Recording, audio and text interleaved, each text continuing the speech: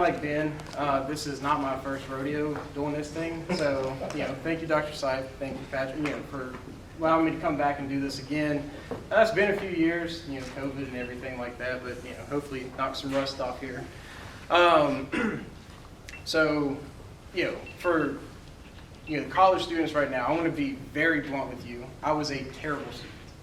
Absolutely terrible. I'm going to be completely honest with you.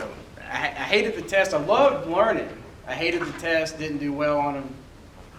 Neither here nor there, but just for future reference as I continue talking, you'll kind of see where I'm going with this. When I was here, pretty sure I served as Master of Ceremonies for a semester or two. Yeah. Down at the fraternity, loved the fraternity, loved the brotherhood. It was fantastic. I think that more so than Hampden-Sydney really set me up for where I projected in my career. Just the brotherhood and kind of like David Campbell's here, John DeKarski, even Ben was there a little bit when I was in studying here together, bouncing ideas off each other, doing that. I mean, that was the best. That was great. But anyway, so when I left Hampden-Sydney, I started out as a contractor for Aerotech Scientific, and I was contracted at Teva Pharmaceuticals doing quality control testing. It sounds as terrible as it was as terrible as it sounds. It was not fun. But I mean, it paid well, and it got me a lot of experience. And so I was able to kind of springboard that into an R&D position with Parker Hannifin, doing rubber development and formulation for the Integrated Sealing Systems division. So we were making engine seals, transmission seals, oil pan seals, things like that. We made seals for SpaceX and NASA. We actually made seals for dynamite sticks. It was actually pretty cool. So I did that for a few years, kind of the way things were going at the time. They were integrating a few divisions. My division went away. They offered me the position to go to Indiana. I said, no, thank you. I'm a Southern boy. I'm going to stay in the South. So I got on it with Fostech Corporation in Bedford, Virginia. And I was the head of R&D there for approximately a year. Same kind of situation. I told Dr. Seif this earlier today. Part of the problem with a few of the industries I've worked in, they put all of their eggs into one basket. And then that basket got a hole in it, and then there were no eggs left. So a lot of these companies are very heavily automotive, and when the automotive industry takes a downturn, the business is no longer there for these companies. So both positions that I held went away. So after that, I was still in the same area, and I actually went back to Teva Pharmaceutical, not as a contractor, but they hired me on full time. They were shutting the facility down, and so they brought me back in to help them shut it down. So I stayed there for a few years, doing analytical, quality control testing. Again, I talked bad about it earlier, but it's a great experience, and it's fantastic learning because you get to learn about how the instruments work, and you get to learn about what you need to do. So like if you get an R&D position, you now know, okay, well, an LC does this. I know I need to request, someone to run LC work on what I've made. So as much as bad as I talked about it, it's actually very good. So then I left Teva Pharmaceuticals and went to work for Eurofins Scientific, and I was a senior chemist for Eurofins, and I was contracted out to R.J. Reynolds as a senior chemist working in the inorganics tobacco laboratory.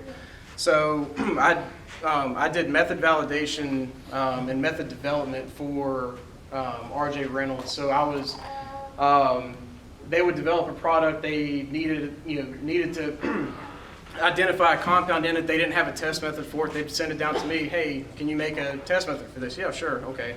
So did that for almost 3 years, and then back in the end of January, beginning of February, I was approached by the development team, and they asked me to interview for a PhD position that they had open. Obviously, I didn't go to grad school. I got that position and started in the middle of March. So now I work on global product development for RJ Reynolds. So all of the, I don't know, how many tobacco users we have in here? All right. So have y'all seen the little white nicotine pouches, Velo, Zen, things like that? Yeah, I work on the I make those. That's what I do. Being global, I work at RJ Reynolds in Winston-Salem, but I report to headquarters in London at British American Tobacco.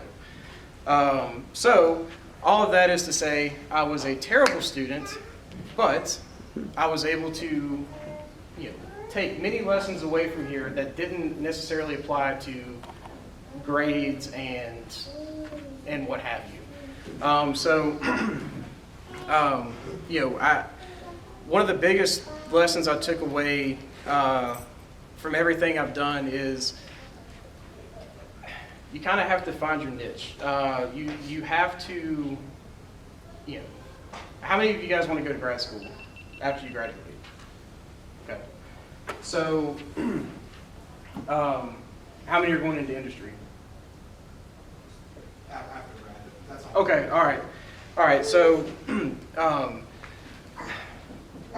what do you want to do? You want to do analytical chemistry? You want to do? No, I'm going bioinformatics. Okay. Well, so, all right. So, yeah, sorry. There's two pathways. There's research and development and analytical chemistry. And that was for me. And kind of like what Ben was talking about, you have to, I'm trying to think. Sorry, I lost my train of thought. You have to find your niche. You have to find what you want to do, and it might take years. I mean, it took me, I've been out for almost 10 years now. I graduated in 2013, it's 2022. I finally found my niche this year, where I want to be and what I want to do. It takes time, that's one thing I learned from Hampden-Sydney, not being a great student. I mean, I spent 4 years, and it took time to learn what I learned to get to where I am now. And the brotherhood that we have, with the fraternity helped a lot too. I mean, I can remember being here pulling all-nighters studying for chemistry exams with Karski over here, and I mean, there were times that I didn't know what the hell I was looking at. And so I go over and ask the Karski, what are we doing here? And Redmond up there too. Yeah, see, I didn't forget about you.